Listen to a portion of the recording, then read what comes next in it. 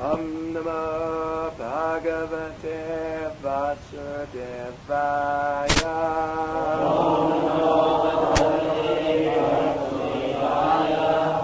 Om Namo Bhagavate Vasudevaya.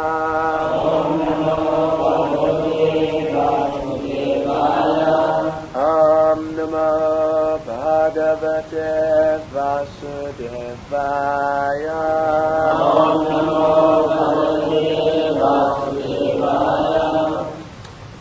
It's very nice to be here with you all today.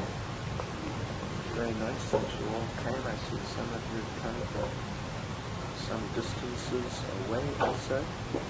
Thank you very much for taking the trouble. We're going to read today a verse from Bhagavad Gita as it is, translation and commentary by His Divine Grace A.C. Bhaktivedanta Swami Prabhupad. Chapter 4, Transcendental Knowledge, text 33. So read the verse and read the purport by Srila Prabhupada, our spiritual master, and then the questions sheet will be circulating around. So if you have any questions, feel free to just write them down. It's completely anonymous, so you don't have to worry about asking the wrong question. Feeling awkward or anything, you can just express yourself as you would like to, and shortly we'll try to answer those questions. But for the time being, we're going to read this verse in chapter 4, text 35.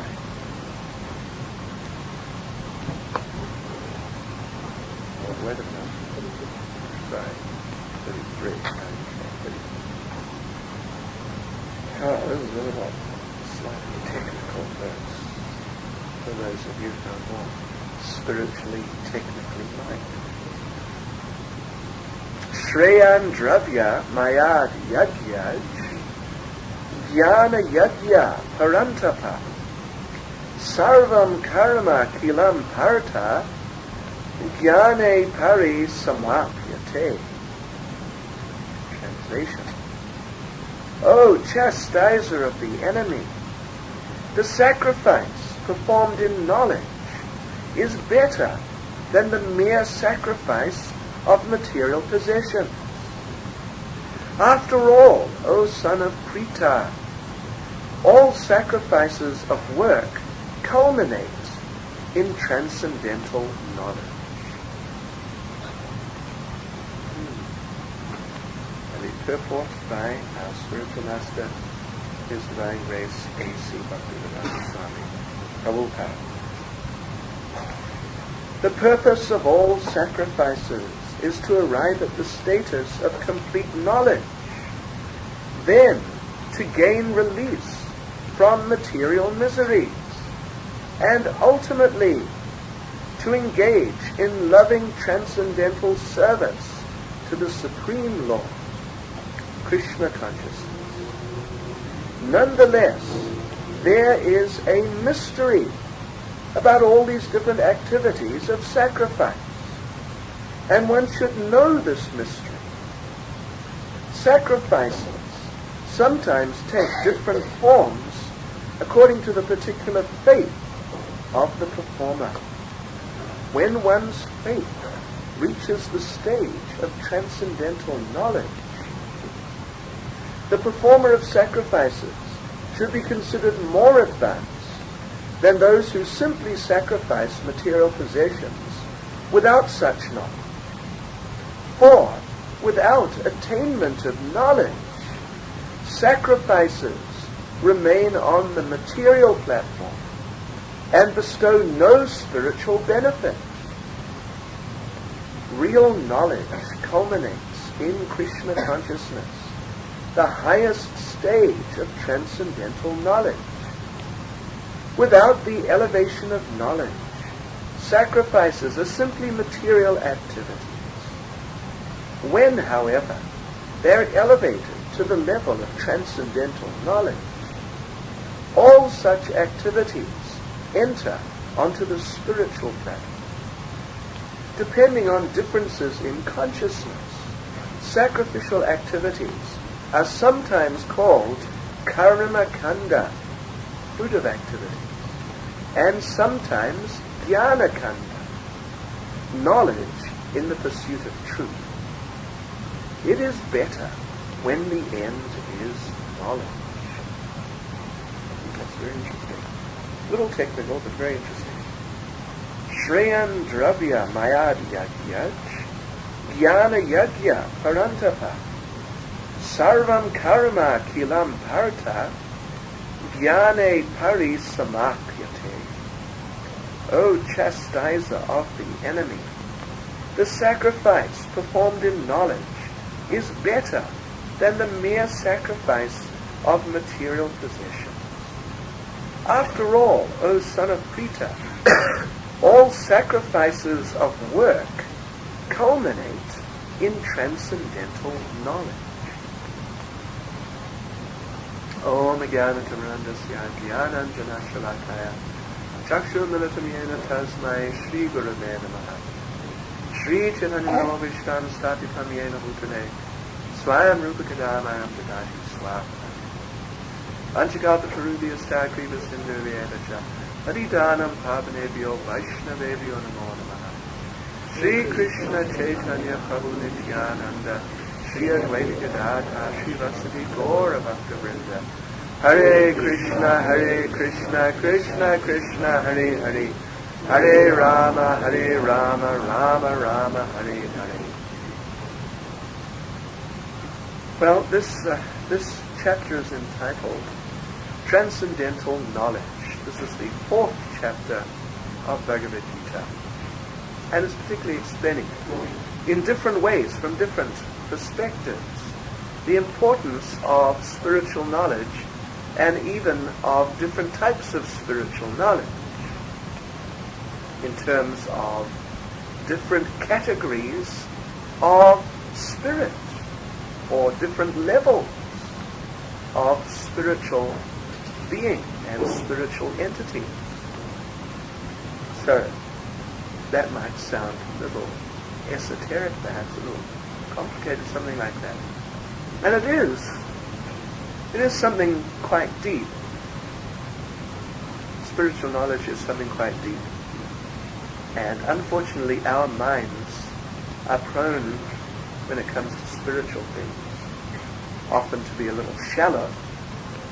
That experience we have, that people's concepts of what is spiritual life, what are spiritual activities, tends to be a little vague, not clear.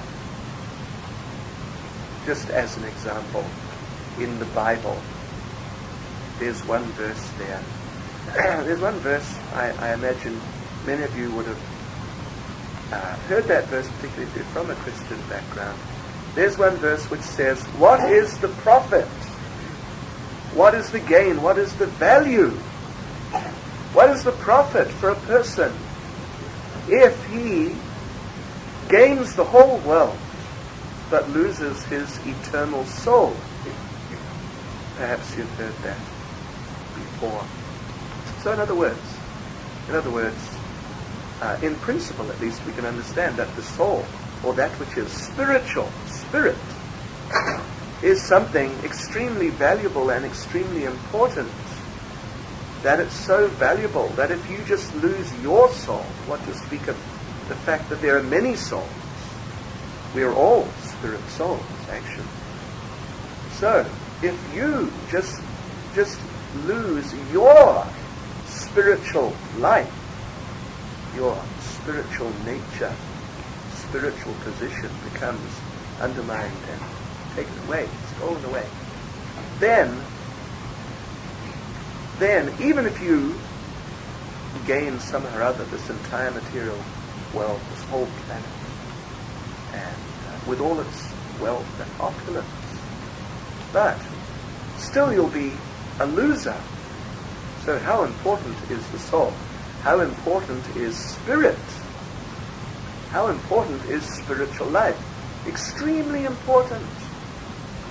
But unfortunately, generally, if we ask someone, please give us a definition, a clear description of what is spirit as distinct from matter, what are the special characteristics of the soul, of that which is spiritual, then oftentimes we draw blank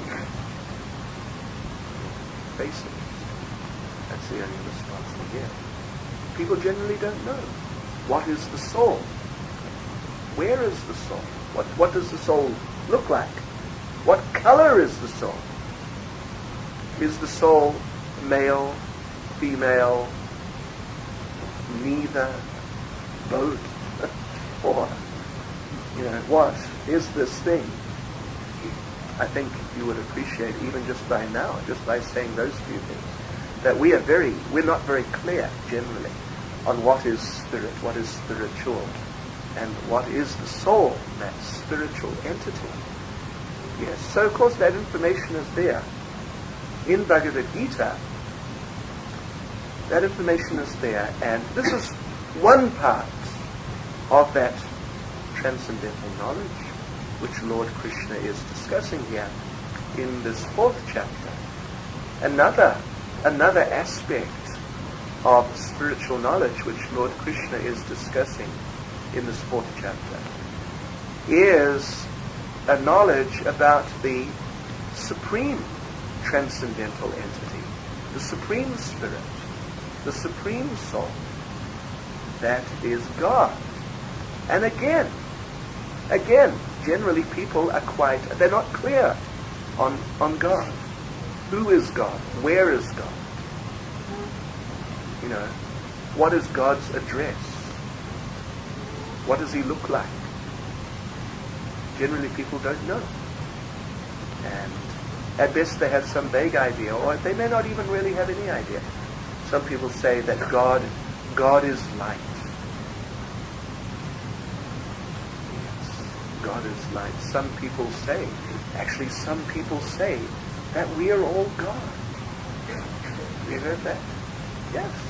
That includes you. How would it be if you were God?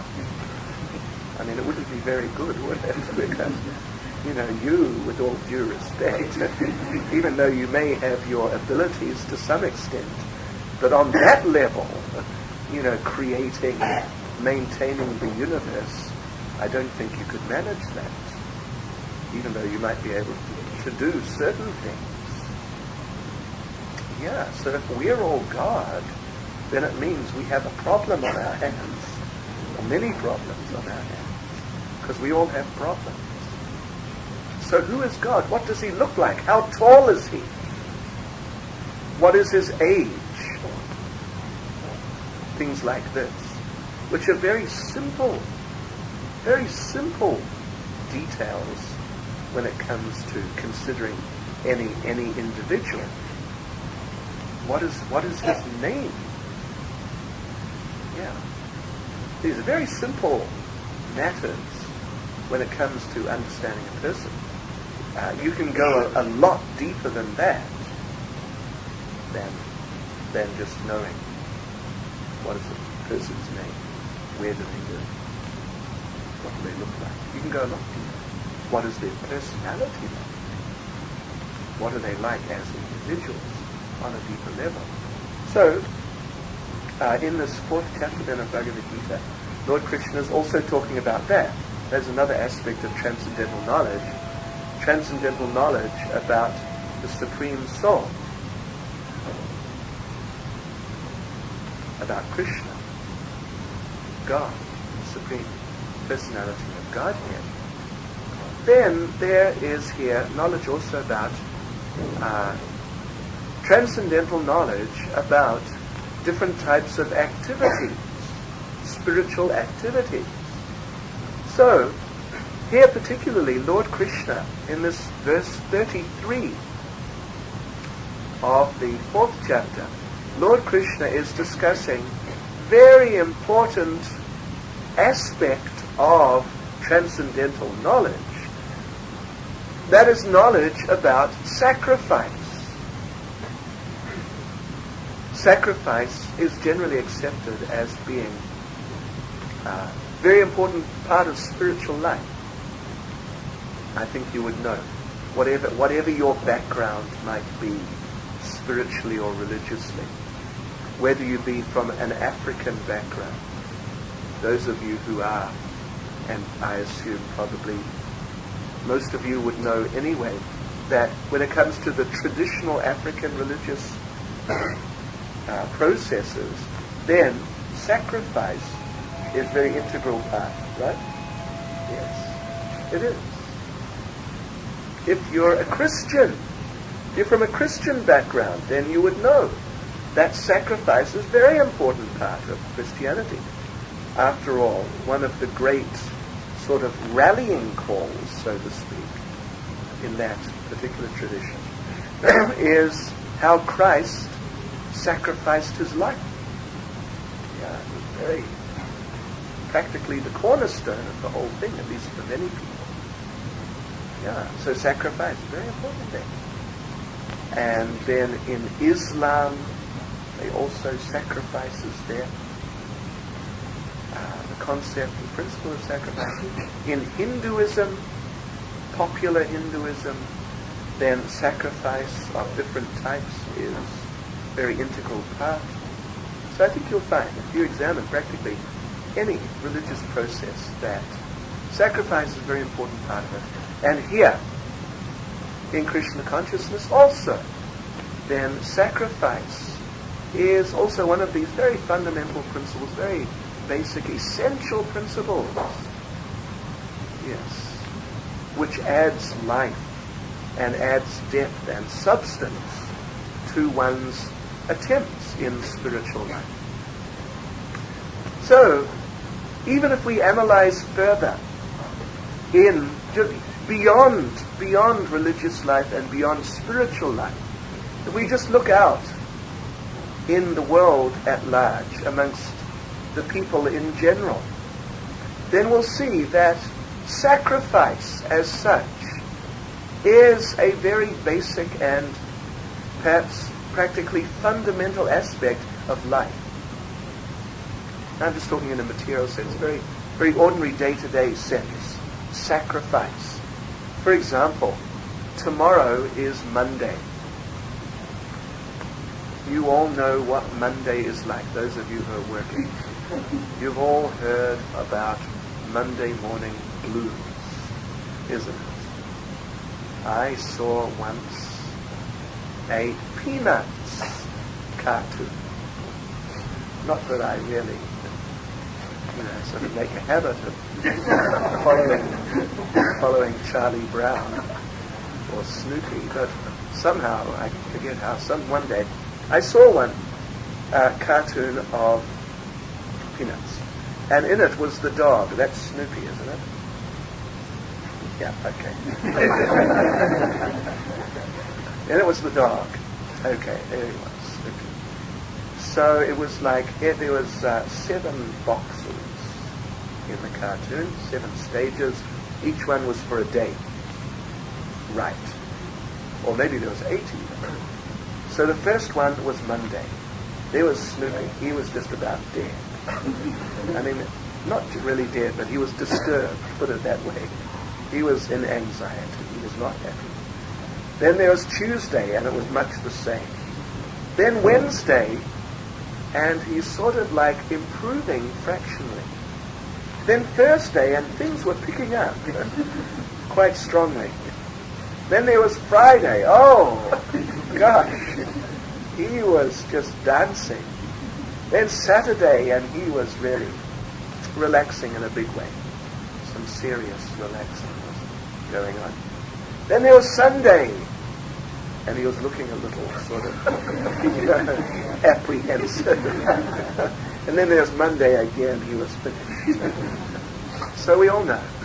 Monday is coming tomorrow, perhaps I shouldn't remind you. That is reality. Yes.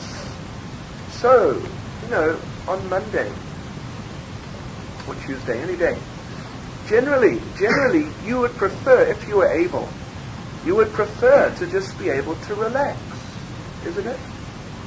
You would prefer that. Who is looking at their watch thinking, only so many hours to go and I can go back to the office or factory, and you're looking forward to it? I don't think so. No.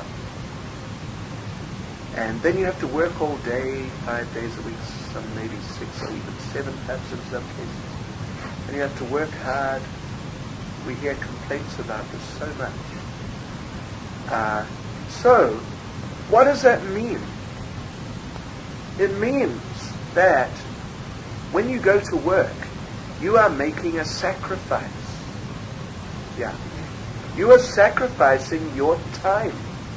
You are sacrificing your energy.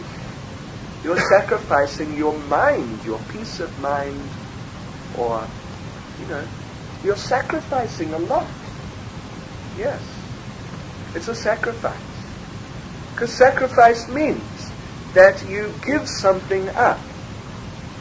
Something which otherwise you would much rather hold on to, but you don't. You give it up. That is the idea of sacrifice. Giving something which is, important to you. Giving it up. So, it is a fact, actually. It is simply a reality of life. That when you go to work, you are making a sacrifice. Other than a few, workaholic, successful types, the others who are just basically making a living, then you all know it's a sacrifice. It's hard work. It's not fun. It's a sacrifice. And if you didn't, now we're saying here that actually sacrifice is an essential part of life. It is not just a religious phenomenon, some sort of process or aspect of religion, but sacrifice is a part of life. Because if you don't sacrifice and go to work, if you don't sacrifice your time and energy and so on, and go to work and put up with it all, put up with the boss and your co-workers and all your probably rather uninteresting tasks, if you don't do that, then in a while your life will deteriorate. Yes, you won't have any money. Yes, you will eventually lose your house.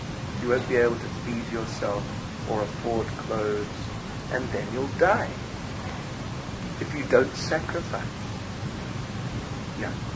So if we consider from this point of view, then we see that sacrifice is a very basic and essential part of reality. It is not just that we believe, the Hare Krishnas believe, or even that religious people believe that sacrifice is something important. This is going beyond just belief. Like I may believe in God, but you may not believe in God. I may believe there's a soul, you may not, or you may think there's something else. We're not here talking about a belief. We're simply talking about reality. That's all. Yes. We're simply talking about reality. Sacrifice is practically one of the most fundamental aspects of reality. And without it, then you fail. Your life becomes a failure. And then there's result. If you sacrifice, you go to work and you work hard, then there's a result from that sacrifice. You earn. So here, Lord Krishna is making a distinction, and in the purport, Srila Prabhupada is making a distinction between sacrifice, two different types of sacrifice, or even two different platforms from which you may perform sacrifice. And because the sacrifices are based on those platforms, therefore they're of different natures, and therefore the results are different. Here Lord Krishna is talking about sacrifice performed in knowledge, in transcendental knowledge, and sacrifice performed just on the material platform, just some sacrifice of work. just like working. That's a sacrifice of work, without transcendental knowledge. So those two different types of sacrifice, they have two different types of results. One is simply material. One is simply material, and the other is transcendental. So the transcendental knowledge, this chapter of course is entitled Transcendental Knowledge. So Krishna is stressing here very much that the sacrifice performed in knowledge, in transcendental knowledge, is better. Yes, because the result of that sacrifice will also be transcendental. It will also be spiritual. So, of course, there are many people who make sacrifice on the material platform, like we mentioned, working as a sacrifice. But then there are many people who sacrifice like they sacrifice for humanity. Like you've heard of Mother Teresa from Calcutta. She sacrificed for the benefit of humanity. There are some people, they work for charitable organizations. Like, I have one friend of my family from all my life, close friends of my family in New Zealand. That particular family happens to be very wealthy, extremely wealthy. So this one particular young man, one of the sons, he has so much money he doesn't need to work. He probably has, many times more than all of us put together. He doesn't need to work. So what does he do? He does charitable work. Yes. He does charitable work. He takes no pay, but he just does different things to help people. So you get some people, and they sacrifice. They don't bother trying to make some big career, making big money, but they sacrifice for the benefit of humanity. Sometimes sometimes we're approached on the streets. People ask us to give some charity. Yes. So again, this is sacrifice. Yeah. But the point is that there are different results to different types of sacrifice. And particularly, even on the material platform, we make different types of sacrifices and there are different results. But particularly there's a difference between sacrifice on the material platform and sacrifice on the transcendental, spiritual platform in spiritual knowledge. Just as an example, sometimes you are approached on the street by some sort of a street person, put it that way, some poverty-stricken person who has no home. So they approach you, and sometimes, you get these sort of alcoholic types, they approach you, and they ask you to give them a donation, generally for a loaf of bread. But, oftentimes they use that money to buy more alcohol, or methylated spirits. Sometimes, of course, and we've seen this, we used to have a place in Hillbrow, and a few of them used to congregate in the alley at the back. And some of them would buy a loaf of bread with the money, it's a fact. But they would use the bread to filter the methylated spirits. So they weren't entirely dishonest about it. So now the thing is, that if you make that type of sacrifice, now obviously you are making a sacrifice in ignorance, because I don't think any decent person at least would make a sacrifice in order to facilitate such a person's, sort of destroying their life any further than it may already be destroyed. No decent person would do that. They would refuse, or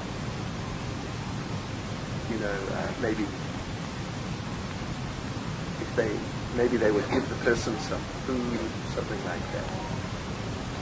So that sacrifice then, given to such a person in ignorance, which is then used in a certain way, your sacrifice is then utilized in a certain way. It brings a certain result to you, the person who made the sacrifice, as distinct from the result. You might have sacrificed that same money perhaps to a different person for a different cause, to a good cause.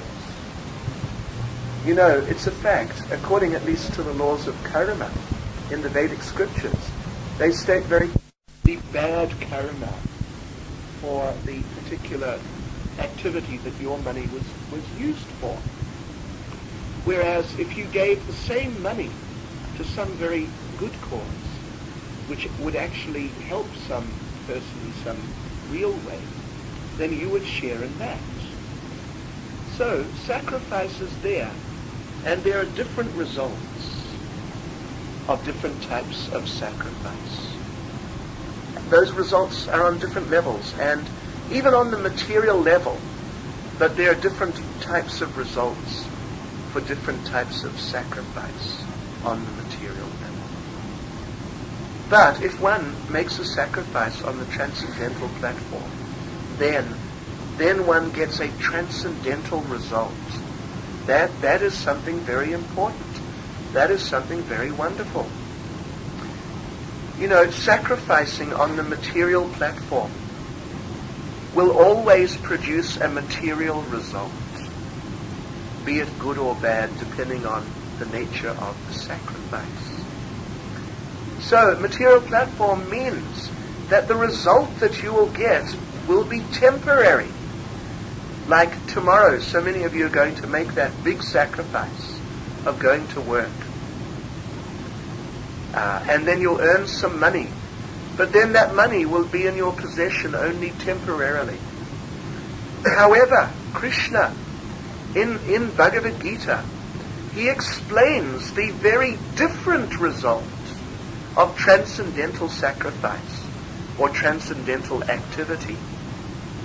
Krishna explains that in the 2nd chapter of Bhagavad Gita, verse 40. Krishna says, Neha vikramanashosti pratyavayana vidyate swalpamapyasya dharmasya trayate mahato vayat. Krishna here is referring to sacrifice or activity performed on the transcendental spiritual platform in knowledge, spiritual knowledge. Krishna says, in this endeavor there is no loss or diminution, and a little advancement on this path can protect one from the most dangerous type of fear. So, there's a big difference. In this endeavor, Krishna says, there's no loss or diminution. Whatever result you get is never reduced. When you make, as I said, your sacrifice tomorrow and you go to work and you earn. Some of you tomorrow may earn 1,000 rands if you are from the sort of more affluent echelons of society. You may earn 1,000 rands tomorrow. Some of you may earn 50 rands, 30 rands, something like that. So that's more, down in the direction at least of the red line or something like that. But even the person, someone, perhaps none of us, but someone tomorrow is probably going to earn 1,000,000 rands. Yeah, probably. Someone. There are people like that, although they're quite rare. But probably someone tomorrow will earn 1,000,000 rands. So now obviously we would think, oh, this person earning 1,000,000 rands, my gosh, that is just something quite amazing for most of us. However, that 1,000,000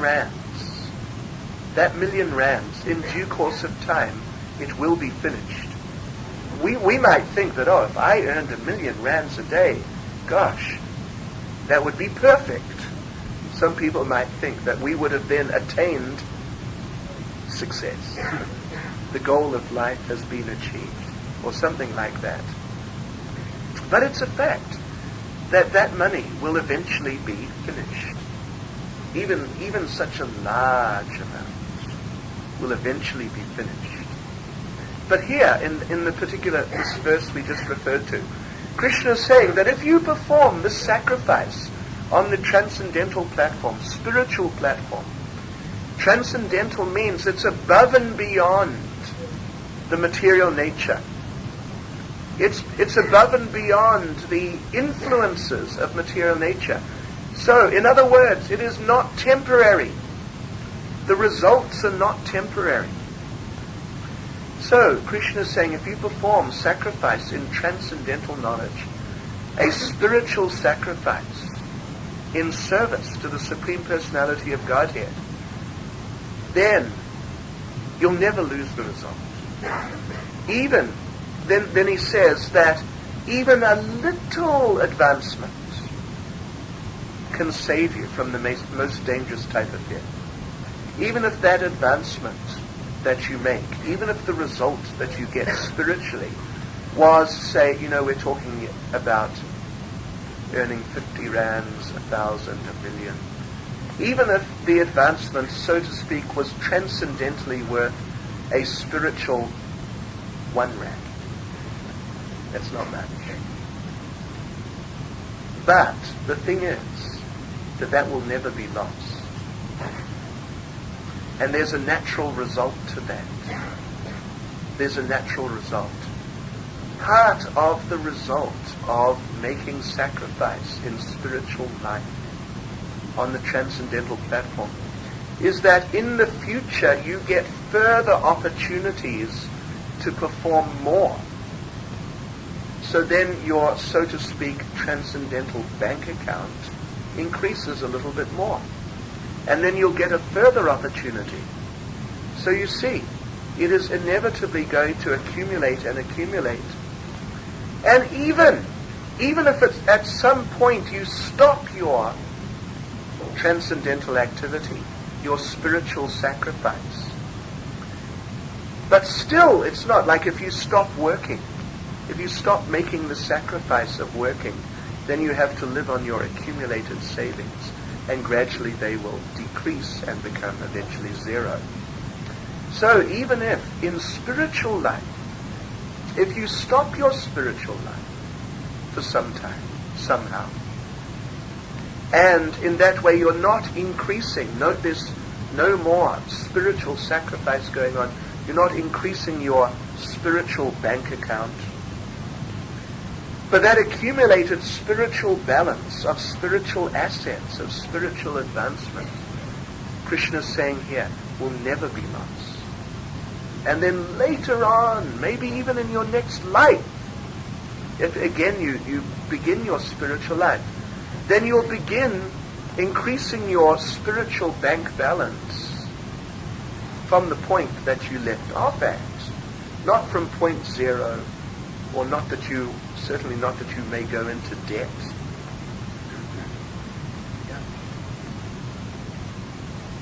This is a very interesting aspect of our materialistic, capitalistic economic system, that someone may possess less than nothing. How can you possess less than nothing? There is nothing which is less than nothing. So this is an illusion, actually. But unfortunately, this illusion has become incorporated in our Western system. Anyway, so this is a very interesting point, that sacrifice made on the spiritual platform, sacrifice on the basis of spiritual knowledge, has a very different result. Now, what is that sacrifice? What is the form of it? Well, that means that instead of working for your boss, instead of working for yourself or your family, that you sacrifice for Krishna. You work for Krishna. It can take different forms. You can sacrifice your time. You can sacrifice your life, actually. Just dedicate everything 100% to pleasing Krishna. Or you can sacrifice some of your time, maybe in your spare time on the weekend. You can come and do something, some service for Krishna. You can sacrifice some of your money. You can sacrifice some of your energy. So there are different forms, but the basic point is, or like in a detailed sense, various forms. But the basic principle of this sacrifice is that we act to try to please the Supreme Personality of Godhead, not just to please ourselves or some material person. That is the sacrifice on the transcendental platform. On the basis of knowledge, transcendental knowledge, one can understand that I am the eternal part and parcel of the Supreme Lord. That is my natural position. So let me act in terms of that position. Let me serve Krishna. So, acting on the basis of that knowledge, rendering service to Krishna, sacrificing your life, your time, your money, your energy, whatever, sacrificing these things for Krishna, then you get wonderful transcendental result. Now, what is the nature of the transcendental result? First thing is that unlike the material result, which is always temporary, some people, some very wealthy people, are vividly aware of the temporary nature of their wealth and in anxiety about it. You may have heard of J. Paul Getty.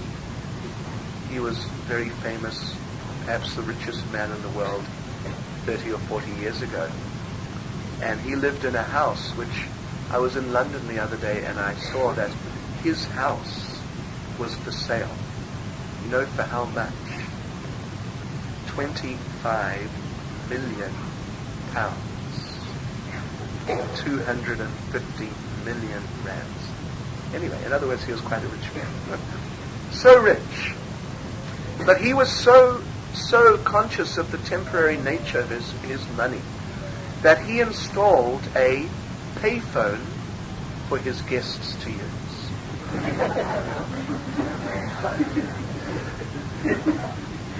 And it's still in the house. Yes. So it's a fact. Even vast amounts of money, it's all temporary. There's one story, Prabhupada told a story about one sage. And his very extraordinary sage, his entire body was covered with hair, long hair all over. So you can imagine, how many hairs were on his body. Many, many.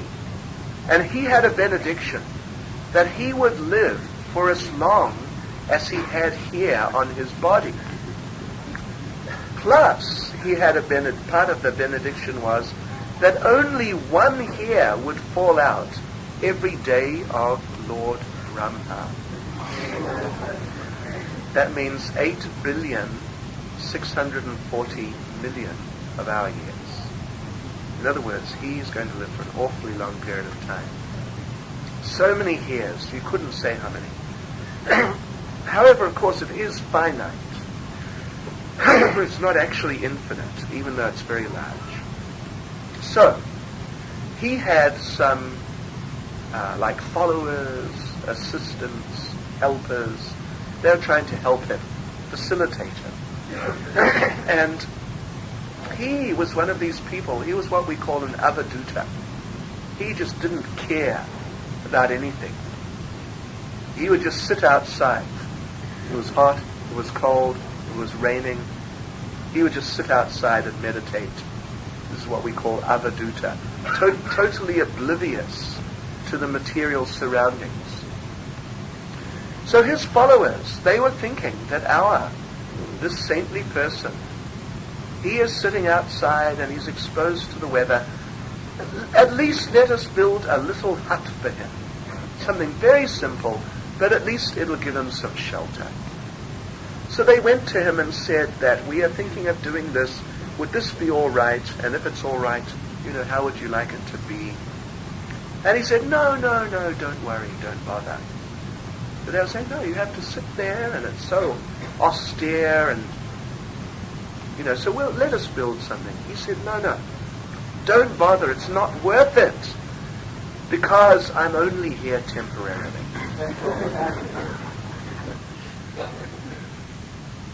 So, even if you achieve something so great that you live the lifetime of Lord Brahma, 311 trillion of our years, still it's temporary.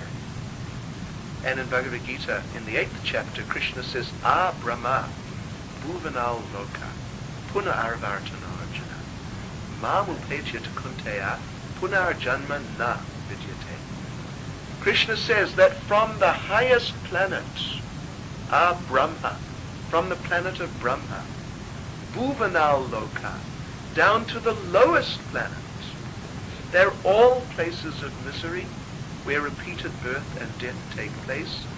But Krishna says, Mam upetya, one who attains to me, to my abode, then punar janma na. That person does not take birth again. Yes.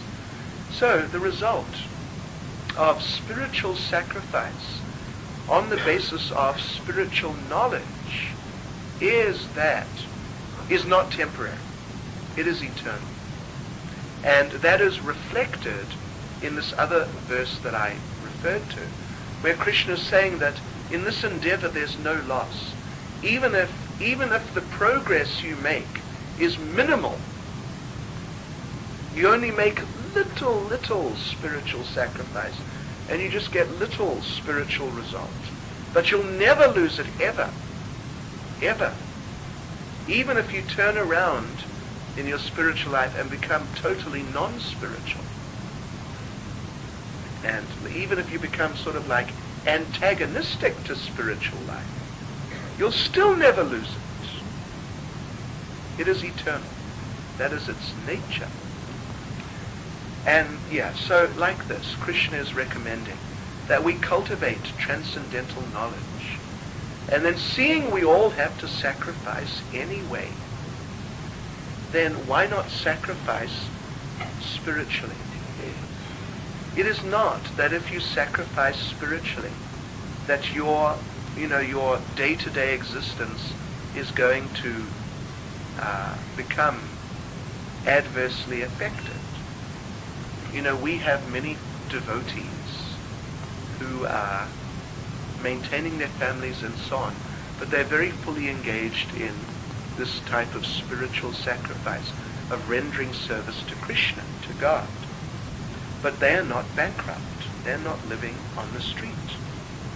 Even, this is our center here, and none of the devotees living here are working in a job. None of them. But still they're living in this house. It's quite a nice house. Yeah. It was very relatively sort of, something like middle to upper middle class house, something like that. But the devotees are living here. Without going to the factory tomorrow. Clocking in. With long faces. No. And, so one shouldn't be worried that if I take up this process of spiritual sacrifice, rendering service to Krishna, instead of rendering service to me and my family like that, but actually rendering service to Krishna, one shouldn't be in anxiety that I'm going to lose everything material. No, it doesn't necessarily have to be like that at all. Not in the slightest. Actually, one's life all round becomes transcendentally auspicious. Actually auspicious in all regards. Yes. So we should try and do like this. Try and at least do some spiritual sacrifice. We are not insisting that you must today give up everything and make some sort of very large-scale, big sacrifice like that. But why don't you try introducing into your life at least a little bit? Give a little time. maybe once a week or something. Give a little money, give a little bit of your energy, something like this. Just give a little. In this process of transcendental sacrifice, of rendering service to Krishna, why don't you do that and see what happens, and then take it from there. Just see what the result is. Yes. The result is eternal, as we said, plus the result is blissful. The result is blissful, unlike, if you're all going to be sort of little Snoopies tomorrow and drag yourselves into the office or the factory.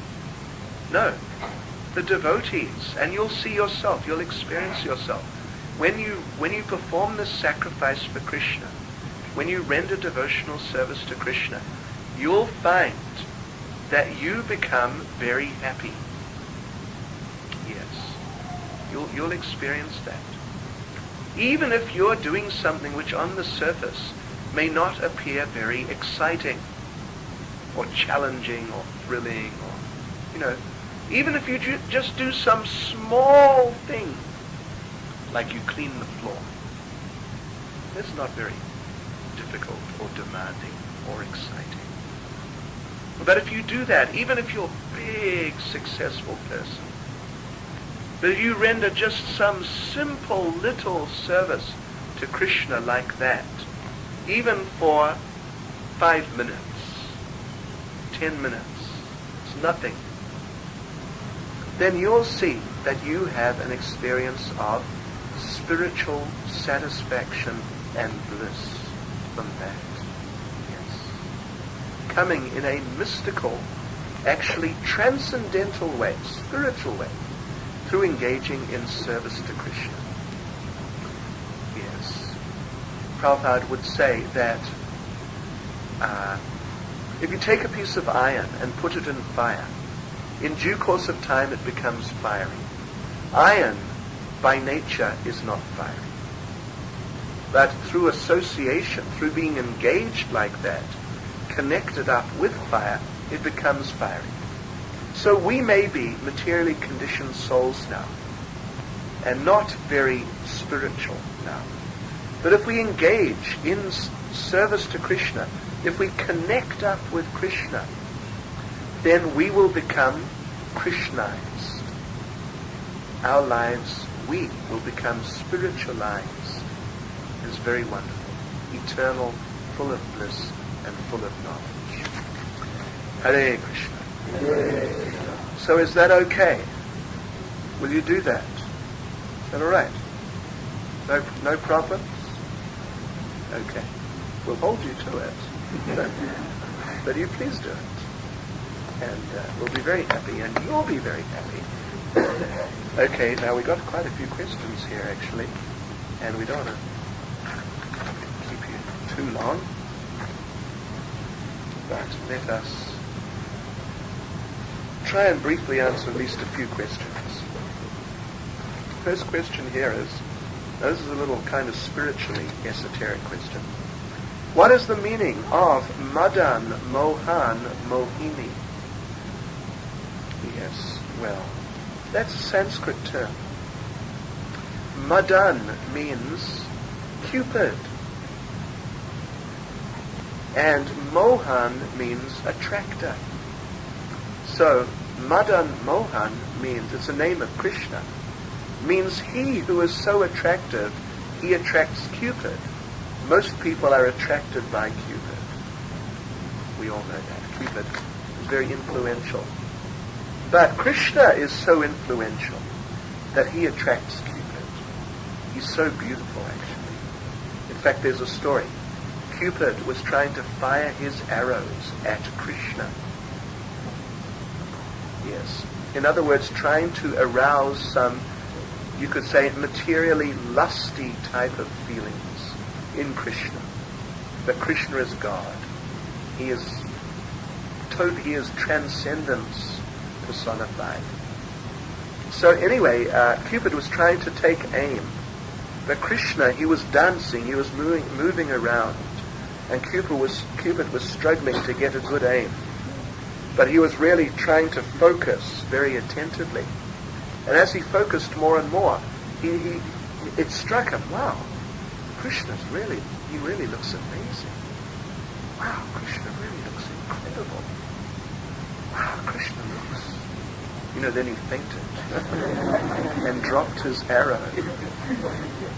So it's a good thing to remain Krishna conscious, because if you're Krishna conscious, like if you chant Hare Krishna always, Krishna is present in that sound. In other words, if you chant Hare Krishna always, Krishna will be with you. And when Cupid comes to try to agitate you with some material type of feelings, then Cupid will see Krishna and faint again.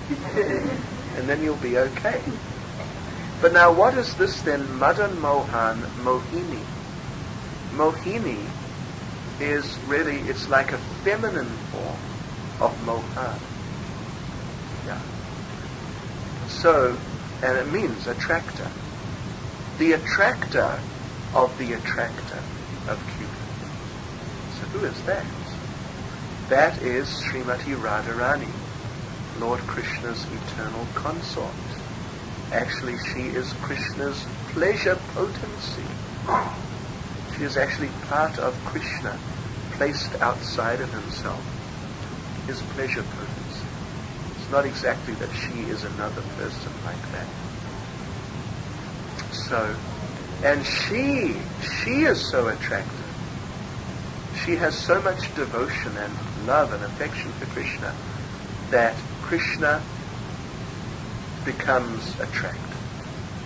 Even though he's so attractive, he can attract Cupid, who is so attractive that normally he attracts everyone. So Radharani is so attractive, you see. Very amazing person. If we offer foodstuffs prepared by non-devotees, do the non-devotees benefit in any way? Well, you see, there's a problem. If foods are prepared by non-devotees, Krishna may not accept them. That's a possibility. Yeah, particularly if they're cooked by people who are not devotees, then, it's not really so good. Krishna, food should be cooked by devotees, ideally. Anyway, if somehow you're in a sort of awkward situation and you can't get food cooked by devotees, and that you need to eat something, then Krishna, of course, he's very accommodating and sensitive and kind.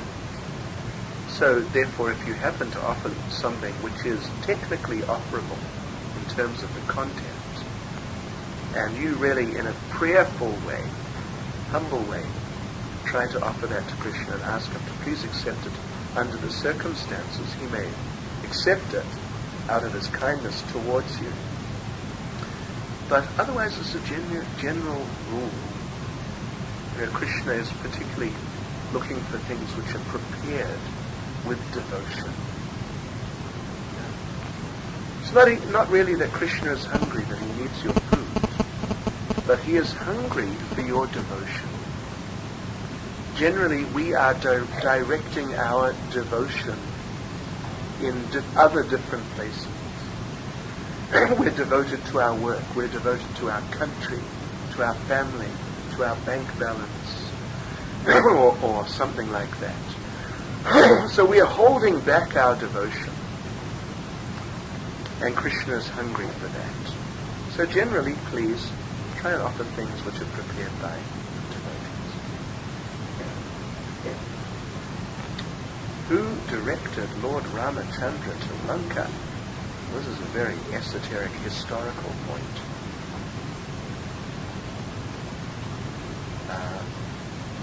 There was Hanuman, who actually determined that Sita was on Lanka. There was, what's his name? Jatayu. There was Jatayu, who fought with Ravana, and was mortally wounded by him and found by Ram, almost dead, and who said that Ravana was heading in the direction of Lanka. So maybe you could say then Jatayu directed Lord Ramachandra to Lanka, but Hanuman confirmed. Is this a Buddhist class? Who is Krishna? This is obviously someone amongst us here who's not so familiar with Krishna consciousness. Buddhism, actually, everyone I think every adult has heard of Buddhism. But again, I think that very few people understand, even really a little, what is Buddhism actually. Buddhism is a very specific thing. And it's a very kind of an extraordinary thing. Buddhism, the philosophy of Buddhism is, you could say in a nutshell, that nothing exists. That's a fact. Nothing exists. And the idea is, you must realize that. Yeah. They use this term that the ultimate achievement is nirvana. Perhaps you've heard of that. Nir means no. It's not. Vana. Vana means forest. Vana means form, substance.